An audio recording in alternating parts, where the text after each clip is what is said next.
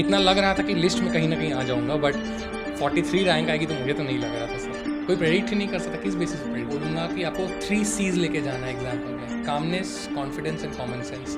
जितना भी अच्छे स्टूडेंट हो, 30 से 40 क्वेश्चन ही आप सही तरीके से मार्क कर पाएंगे, बाकी में आपको बहुत तगड़ा गेस वर्क खेलना पड़ेगा। शेयर का काफ़ी ज़्यादा योगदान होता है यूपीएससी में सर, क्या ऐसा होता है क्या सर? देखिए, जितना मेरा मानना है, जितना मुझे पता है, डायरेक्टली क्वेश्चंस यूजुअली रिपीट नहीं होते हैं पिछले यूपीएससी पेपर से, बट एक ट्रेंड का एक किस तरफ डायरेक्शन जा रही है क्वेश्चंस का, वो आप प्रेडिक्ट कर सकते हैं। आप ये प्रेडिक्ट कर सकते हैं किस टॉपिक पे आप हिस्टोरिकली क्वेश्चंस आ सकते हैं, कैसा ट्रेंड है। Welcome to nine ultimate. तो अभी हमारे साथ शुभम शुक्ला सर है। सर का 43 रैंक आया है यूपीएससी सीएससी के एग्ज़ाम में। सर से बातचीत करेंगे कि सर की जर्नी कैसे कैसी रही, तमाम सारी चीज़ों पर बात करेंगे। यदि आप नया है तो चैनल को सब्सक्राइब कर ले। सबसे पहले सर आपको सिविल सर्विस एग्ज़ाम के लिए बहुत बहुत बधाई। थैंक यू सो मच, सभी को थैंक यू, एंड जो कैंडिडेट सेलेक्ट हुए उनको thank you, and thank you so very much sir. Sir आपको कैसा फील हो रहा है सबसे पहले सर अभी? सर खुश हैं, और सबसे ज़्यादा एक राहत के चैन की सांस मिल रही है, बिकॉज ये लंबा साइकिल होता है एंड कई बार आप फंस जाते हो इस साइकिल में, निकलना मुश्किल होता है। 3 साल से मेरे साथ यही हो रहा था, तो सब खुश तो हूँ मैं, बट सबसे ज़्यादा एक राहत का वो मिल रहा है।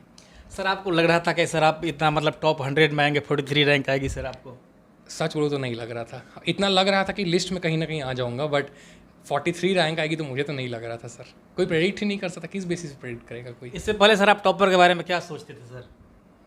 यही सोचते थे कि हम लोग में जैसे ही कोई है, थोड़ा एक्स्ट्रा एफर्ट करते हैं, चलो एक्स्ट्रा एफर्ट करके देख लिया जाए, तो स्मार्टली प्रिपेयर कर लिया जाए, वही है। सर अपना नाम, एजुकेशनल बैकग्राउंड वगैरह बताइए थोड़ा सर। बिल्कुल। So my name is Shubham Shukla. मेरा नाम शुभम शुक्ला है। मैं मूलतः बलिया पूर्वी उत्तर प्रदेश से हूँ, बट मेरी फैमिली कोलकाता में रही हुई है। मैंने अपनी स्कूलिंग कोलकाता में की है, और अपनी एजुकेशन, अपनी ग्रेजुएशन की है bachelors of engineering honours manufacturing engineering में, बिट्स पिलानी से, राजस्थान में। उसके बाद 2018 में मैं ग्रेजुएट जब किया, फिर मैंने 6 महीना जॉब किया था as a faculty of chemistry at a private coaching institution in Kolkata, और रिज़ाइन करने के बाद से मैंने इस एग्ज़ाम में प्रिपरेशन में लगा हुआ हूँ। ये मेरा चौथा अटैम्प्ट था, मेरा चौथा मेंस था, बट पहली बार इंटरव्यू था और भगवान की कृपा से क्लियर हो गया। यही था सर। आपने जैसा कि सर बताया कि आपको सर इस एग्ज़ाम के लिए प्रेरणा कहाँ से मिली कि सर सिविल सर्विस की तैयारी करना चाहिए? प्रेरणा बहुत सारी जगह से मिली है। मतलब फैमिली में भी देखे हैं सिविल सर्वेंट्स, एंड पिलानी में जब थे तो एनएसएस में इन्वॉल्व थे, तो ज़मीनी हकीकत पता थी क्या है क्या नहीं है। और फिर जीवन में ऐसे ही स्रोत आते रहे हैं, इंस्पिरेशन। हमारे सीनियर्स, कॉलेज सीनियर्स बहुत अच्छा काम कर रहे हैं, सीनियर्स IAS वाईएएस बनते हैं, तो वो गाइड करते हैं, उनसे बात करते हैं, तो उनसे भी इंस्पिरेशन मिल रहा है। तो बहुत सारे स्रोत हैं। सर आमतौर पे मुखर्जी नगर और राजेंद्र नगर वगैरह में हम देखते हैं कि कई लोग ऐसे होते हैं जो प्रीलिम्स नहीं क्वालिफाई कर पाते। आप तो सिलेक्ट हुए हैं सर, क्या कारण होते हैं सर असफलता के?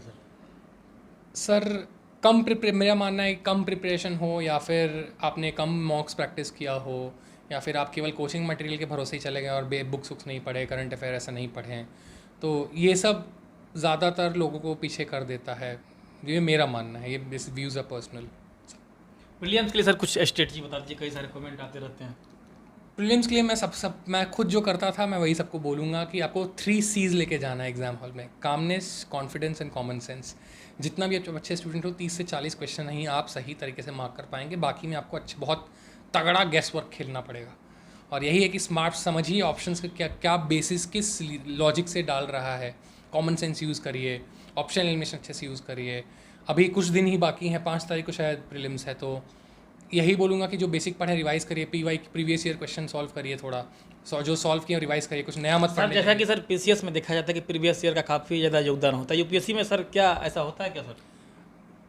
देखिए, जितना मेरा मानना है, जितना मुझे पता है, डायरेक्टली क्वेश्चंस यूजुअली रिपीट नहीं होते हैं पिछले यूपीएससी पेपर से, बट एक ट्रेंड का एक किस तरफ डायरेक्शन जा रही है क्वेश्चंस का, वो आप प्रेडिक्ट कर सकते हैं। आप ये प्रेडिक्ट कर सकते हैं किस टॉपिक पे आप हिस्टोरिकली क्वेश्चंस आ सकते हैं, कैसा ट्रेंड है, और कभी कभार क्वेश्चंस कुछ रिपीट भी हो जाते हैं। अच्छा सर, मेंस की आंसर राइटिंग के लिए कुछ स्ट्रेटजी बताइए सर, कि शुरुआत कैसे करें लोग सर? मैं ये बोलूँगा कि पहले अगर आप कोई फ्रेशर हैं, कोई नए एस्पिरेंट हैं, तो 3-4 महीना आप पहले पढ़ लीजिए, बेसिक चीज़ें समझ लीजिए, और उसके बाद ही जब आपको लगे कि आप कंफर्टेबल हैं कि आप A to Z उस टॉपिक पे कर सकते हैं, तब आप टॉपर्स के क्वेश्चंस पे जाइए। टॉपर ने बहुत सारे क्वेश्चन आंसर किए, उस टॉपिक पे कोई एक टॉपिक उठाइए। टॉपर्स के क्वेश्चन से आंसर्स देखिए उन्होंने कैसे लिखा है, फिर आप सोचिए कि आप इस आंसर में क्या लिख सकते हो और टाइम करके खुद को करिए। आप शुरू के दिनों में दिन में आप एक क्वेश्चन करिए, 15 मिनट लगाइए, 20 मिनट लगाइए, कोई हर्ज नहीं है। वो ग्रेजुअली आप प्रैक्टिस करिएगा, हाथ बैठने लग जाएगा तो आपका धीरे धीरे 7 साढ़े 7.25 मिनट में आ जाएगा। यही है सर ऑप्शनल का चयन कैसे करना चाहिए यूपीएससी में सर, और आपने क्या ऑप्शनल लिया था सर? ऑप्शनल एक बहुत बड़ा रीज़न था कि मेरा पिछले 3 साल से नहीं क्लियर हो पा रहा था। मैंने शुरू में जज्बाती होकर केमिस्ट्री ले लिया था और केमिस्ट्री में मेरे बहुत ख़राब नंबर आते थे जिनके चलते मुझे इंटरव्यू कॉल नहीं आ पा रहा था। फिर मैंने सेकंड अटेम्प्ट के बाद, थर्ड अटेम्प्ट के पहले अपना ऑप्शनल चेंज किया, पॉलिटिकल साइंस लिया। तो थर्ड अटेम्प्ट में उतना अच्छा नहीं हो पाया बट अपने मार्क्स में सुधार मिला थोड़ा। तो बट फोर्थ अटेम्प्ट में ठीक ठाक मार्क्स आए मेरे, 256, not a very good score, but इतना था कि IAS का वो मिल जाएगा मुझे लग रहा है। तो ऑप्शन को चूज़ करने के पहले बहुत चीज़ है, इंटरेस्ट देख लीजिए और फिर अवेलेबिलिटी ऑफ रिसोर्सेज देख लीजिए, फ्री रिसोर्सेज, पेड रिसोर्सेज, जो भी हो मतलब, और फिर गाइडेंस मिल रहा है कि नहीं, कोई सीनियर्स मिल रहा है कि नहीं आपको बात करने के लिए। तो बहुत सारी चीज़ें फैक्टर इन करती हैं। तो बहुत स्मार्टली ऑप्शनल चूज़ करिए, बिकॉज 500 नंबर का है और 500 नंबर में स्कोर्स आराम से उठ सकते हैं। ऑप्शनल में 250, आप करंट ट्रेंड के हिसाब से 250-300 उठ जा रहे हैं लोगों के, तो बहुत स्मार्टली चूज़ करना पड़ेगा आपको। सर इंटरव्यू की प्रिपरेशन कैसे किया था आपने? इंटरव्यू में मेरा यही सिंपल स्ट्रैटेजी था कि I think I was good in communicating. तो इससे मेरा यही था कि जितना ज़्यादा हो सके अलग अलग जगह के जाके मॉक्स, तो मैंने बहुत सारे मॉक्स दिए, गवर्नमेंट ऑफ यूपी वाले का दिया, गवर्नमेंट ऑफ वेस्ट बंगाल का दिया, अलग अलग प्राइवेट कोचिंग इंस्टीट्यूशंस मॉक दिए, कुछ coaching institution supplementary reading material देते हैं वो पढ़ रहा था, न्यूज़पेपर्स देख रहा था।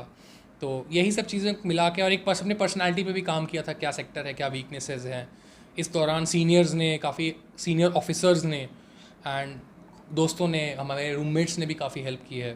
तो यही स्ट्रैटेजी रहा है मेरा इंटरव्यूज़ का सर।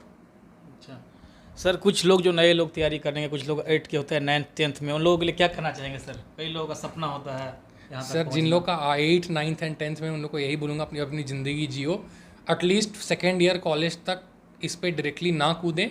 बहुत आपको जोश है, जुनून है, अच्छी बात है, न्यूज़पेपर पढ़िए, एक ओपिनियन बनाइए क्या है दुनिया में, क्या हो रहा है, चीज़ें क्या होती हैं, कैसे चीज़ें काम करती हैं, इस पर एक ओपिनियन बनाइए, न्यूज़पेपर पढ़ते रहिए, डिबेट्स करिए, यही सब है। अभी मैं 8th एंड 9th के बच्चों के लिए किताब रिकमेंड करना वो मेरे लिए पॉसिबल नहीं होगा सर, बिकॉज मैं नहीं मानता हूँ कि इतनी कम उम्र में, 13-14 साल की उम्र में IAS का ये देना, प्रेशर डालना सही रहेगा।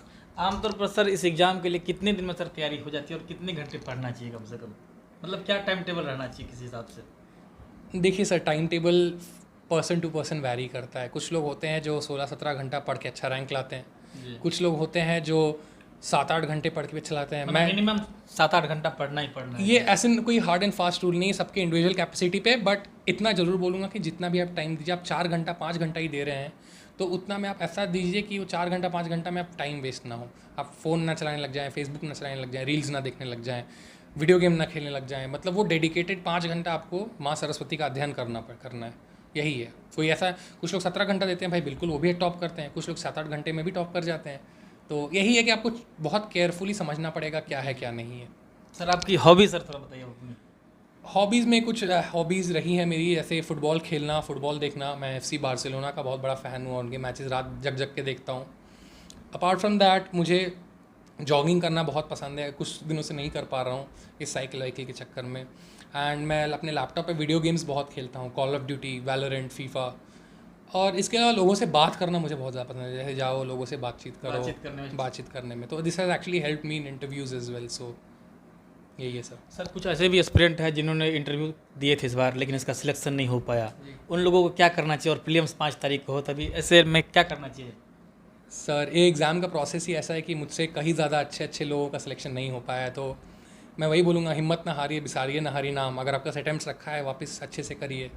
एंड यही है कि it's about a matter of time. Like जो अगर आप अच्छे हैं किस्मत, एक आपको बस एक अच्छा मौका चाहिए करने के लिए। मैं भी 4 साल के आसपास रुका था, तो एक मुझे पता था एक मौका चाहिए। वैसे ही उनके लिए भी एक मौका अगर अच्छा आ जाएगा तो वो भी आराम से कर लेंगे सर। Thank you sir.